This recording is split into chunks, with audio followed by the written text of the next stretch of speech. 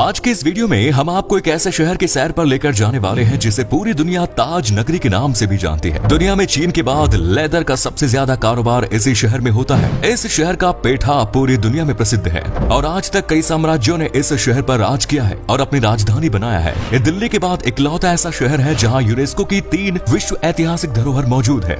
इस शहर में हर जगह आपको मुगल संस्कृति और भारतीय परंपरा का मिश्रण देखने को मिलेगा और साथ ही हर साल यहाँ कई त्योहार भी आयोजित किए जाते हैं। इतना सब बताने के बाद आप समझ गए होंगे कि हम किस शहर की बात कर रहे हैं। दोस्तों आज हम बात कर रहे हैं भारत का सबसे ऐतिहासिक शहर आगरा की। तो देर किस बात की, अपना सीट बेल्ट बांध लीजिए अच्छे से और निकलते हैं आगरा के एक शानदार सफर पर। सबसे पहले बता दें कि आगरा उत्तर प्रदेश में स्थित एक बेहद ही खूबसूरत शहर है और आगरा शहर आगरा जिले के अंतर्गत आता है। आगरा शहर की कुल जनसंख्या है 22 लाख के आसपास। ये उत्तर प्रदेश में चौथा और भारत का 23वां सबसे ज्यादा आबादी वाला राज्य है। इस शहर में 81% लोग हिंदू हैं, तो वहीं 15% मुसलमान। इसके अलावा जैन, बौद्ध, सिख और ईसाई धर्म को मानने वाले लोग भी इस शहर में रहते हैं और सभी धर्मों के लोग मिलजुल कर रहते हैं। आगरा शहर यमुना नदी के किनारे पर बसा हुआ है। आपको जानकर हैरानी होगी कि एक समय यहाँ से बहने वाली यमुना नदी का पानी इतना ज्यादा साफ हुआ करता था कि इस नदी को ब्लू रिवर के नाम से जाना जाता था। ज्यादातर लोग आगरा को सिर्फ ताजमहल के लिए जानते हैं। ताजमहल तो इस शहर की शान है ही, लेकिन इसके अलावा भी इस शहर में देखने लायक बहुत सारी जगह है और साथ ही यहाँ का खाना भी काफी लाजवाब होता है।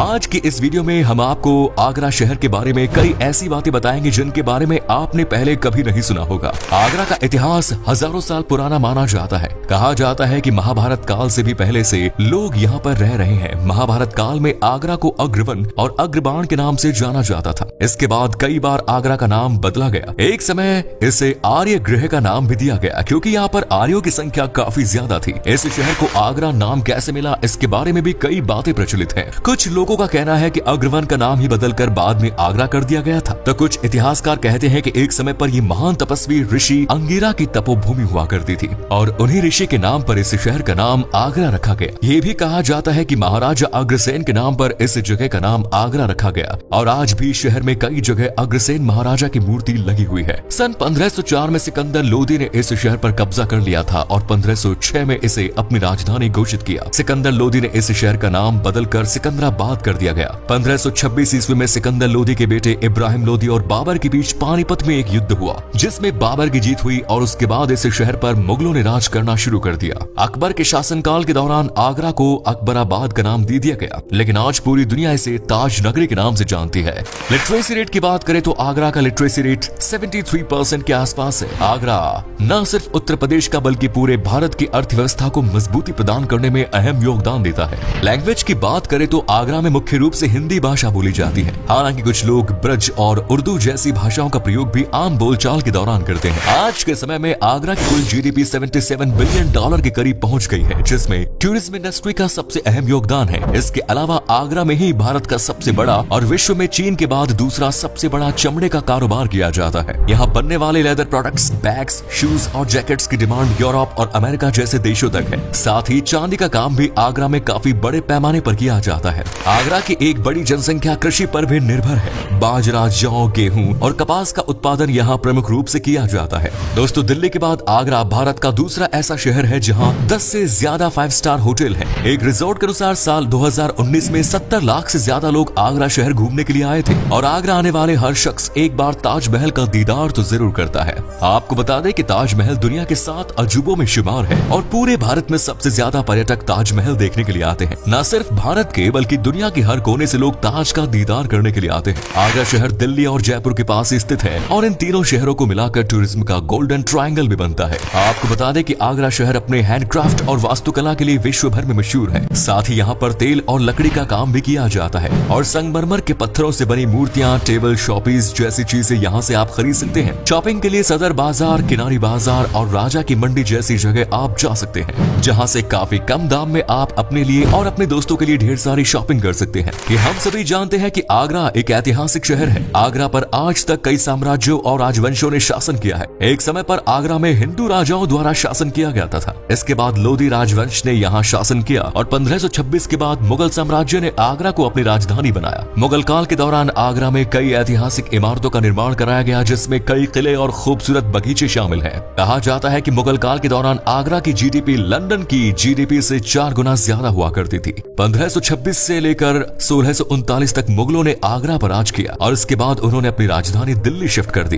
बाबर के बाद हुमायूं, अकबर, जहांगीर, शाहजहां और औरंगजेब ने आगरा से ही सल्तनत संभाली थी। बीच में कुछ समय के लिए आगरा को अफगानों ने भी अपने कब्जे में ले लिया। मुगलों के बाद जाट राजा सूरजमल ने आगरा पर शासन किया, जिसके बाद मराठाओं ने इस पर हुकूमत की और 19वीं शताब्दी की शुरुआत में ब्रिटिश ईस्ट इंडिया कंपनी ने आगरा पर अपना वर्चस्व स्थापित कर लिया। आगरा शहर बॉलीवुड वालों की सबसे पसंदीदा शूटिंग डेस्टिनी में कई फिल्मों की शूटिंग हो चुकी है, जिनमें तेवर, यमला पगला दीवाना, यंगिस्तान, मेरे ब्रदर की दुल्हन, परदेश और मुगले आजम जैसी फिल्में शामिल हैं।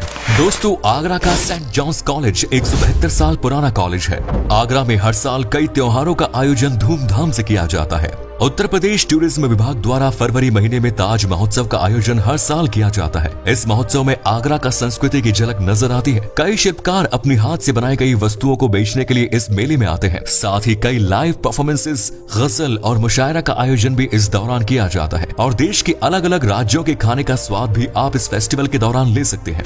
आगरा जिले में बटेश्वर नाम की एक जगह है। यहाँ पर भगवान शिव को समर्पित 108 मंदिर है और हर साल यहाँ पर बटेश्वर मेले का आयोजन किया जाता है। कैलाश मेला और राम बारात जैसे आयोजन भी आगरा में किए जाते हैं। बात करें आगरा के खाने की, तो आगरा में हर जगह आपको पेठे की दुकानें जरूर नजर आएंगी। सैकड़ों पंछी पेठे की दुकानें यहाँ मौजूद हैं, लेकिन उनमें से असली पंछी पेठे वाला कौन है, ये कोई नहीं जानता। पेठे के बाद बेड़ई को सबसे ज्यादा पसंद किया जाता है। इसे आप बेड़मी भी कह सकते हैं और कई जगह पर एक प्रकार की कचौरी के नाम से भी इसे जाना जाता है। आगरा के पराठे खाने के बाद दिल्ली के पराठे वाली गली का स्वाद भी आप भूल जाएंगे। मुगलई खाने का स्वाद आप आगरा में जामा मस्जिद के आसपास की जगहों पर आसानी से लुत्फ उठा सकते हैं। चलिए अब आपको आगरा के उन जगहों के बारे में बताते हैं जहां आप घूमने के लिए जा सकते हैं। ताजमहल के बारे में तो आज पूरी दुनिया जानती है।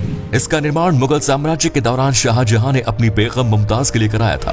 दुनिया के 7 अजूबों में शुमार ताजमहल को प्यार के निशाने के तौर पर देखा जाता है। ताजमहल दिन में 3 अलग अलग रंगों में नजर आता है। सुबह के समय ये गुलाबी नजर आता है तो दिन की चमकती धूप में इसका रंग सफेद हो जाता है। शाम ढलते समय ये हल्का सुनहरा नजर आता है। ताजमहल बनाने के दौरान 20,000 से ज्यादा मजदूरों ने साथ मिलकर काम किया था और सन 1653 में इससे ये खूबसूरत इमारत बनकर तैयार हुई। ताजमहल के बारे में आज भी कई ऐसे रहस्य हैं जिनके बारे में कोई नहीं जानता।